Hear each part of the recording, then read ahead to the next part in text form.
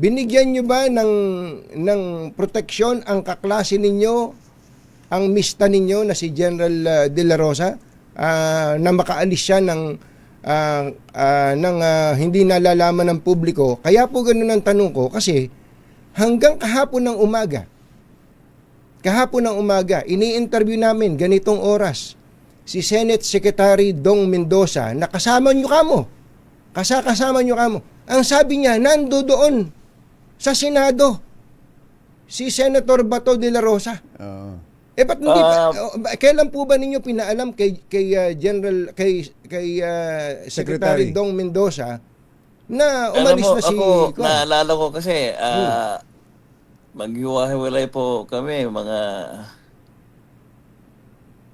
almost 4 o'clock na, pero siguro baka hindi masyado nakarating yung reports sa kanya. But kami naman, nakapag-report agad kami sa True Channel, kasi ako, nagre-report ako kay Secretary Dong Mendoza, and then si Secretary naman, siya ang direktang nagre-report sa Senate President.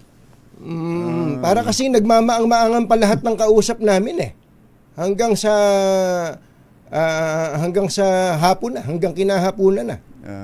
Nagmamaang-maangan pa na hindi alam, nandun lang, natutulog. Yung abogado niya, nag-picture pa, pinapalabas na doon lang sa loob. Parang may deception po dito, General eh. Hindi ko po kasi po ako talaga after nung mga 4 o'clock, medyo nagpahinga na rin po ako after nung ma-file namin yung aming report sa True Channel.